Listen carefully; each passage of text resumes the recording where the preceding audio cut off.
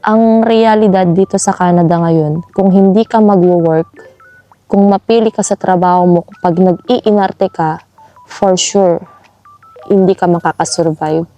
Anyway, dito may work and life balance naman, so yun ang maganda din.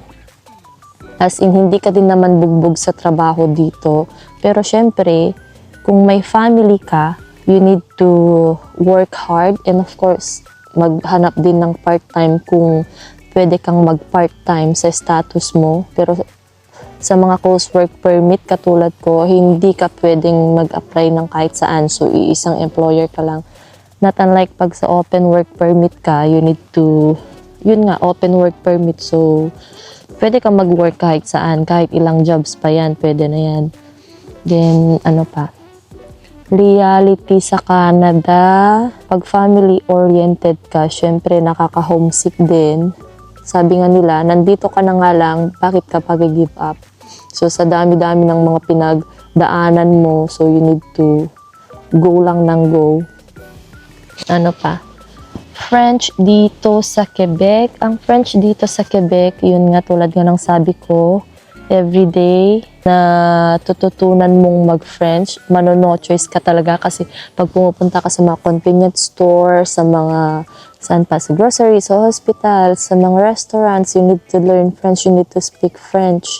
So, hindi ka pwedeng mag-translator na lang kasi minsan ang translator, oo, nandun na, babasahin mo na nga lang, pero ang problema, hindi mo alam kung paano i-pronounce. So, ang nangyayari ngayon, pag pronounce mo yung word, at kung may mali ka lang na na-pronounce na kahit isang letter man yan, mag-iiba na yung meaning niya. So, just be careful, guys. So, it's not enough to just read.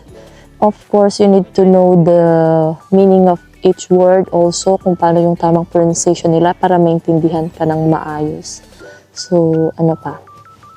And pagdating sa work, eto yung sa mga napapansin ko sa lahat kahit saan ka mang pumunta. Pagdating sa work, of course, kung ano man yung work na iniwan mo dyan sa Pinas or kahit saan ka mang galing na lupalok ng mundo, pagdating mo ng Canada, back to zero ka talaga. Hindi mo pwedeng ikumpara yung trabaho mo before at dito sa status mo ngayon dito sa Canada. Kasi ang mindset mo, pag nag-Canada ka, back to zero ka. Back to zero, you need to, because hindi mo pa alam yung culture nila eh. It's better also na mag-observe ka lang. Mag-observe ka, then check mo kung paano mo sila papakisamahan, di ba? Pero never ever bring back your past job. Like compare mo na, ay sa Pilipinas, ganito, ganyan ako, blah, blah, blah. Pero sa Canada, blah, blah, blah. Di ba? So, ang pangit lang kasing isipin na may mga iba na ganun yung mindset. Hindi nga kasi parehas ang Pilipinas sa Canada. You need to adjust, of course. Huwag kang mag-inarte. Huwag kang mapili ng trabaho. Kung manager ka man sa Pilipinas no, na taga-utos ka lang, pagdating mo dito, of course, back to zero ka. You need to go from 0, 1, 2, 3, 4, 5. Ganun lang yan. Kadali. So, kung pagpunta mo pa lang dito at reklamo ka na ng reklamo, kesyo, sa Pilipinas, ganito ako, ganyan. Dito nga, hindi nga siya applicable kasi ang Pilipinas at Canada is magkaiba. So, yan ang napapansin ko. Wag kang mapili sa trabaho. Marunong kang makisama. Okay? Alam mo naman kung inaagrabyado ko na or hindi. Kasi may freedom of speech naman tayo dito. Alam mo yun, yung may karapatan pa rin tayong mag-speak kung alam na nating inaagrabyado na tayo. So, learn to open your mouth also. It's not about pakikisama din, pero pag alam nyo na inaagrabyado na kayo, so it's time to speak up naman. Don't just keep quiet, okay? What else?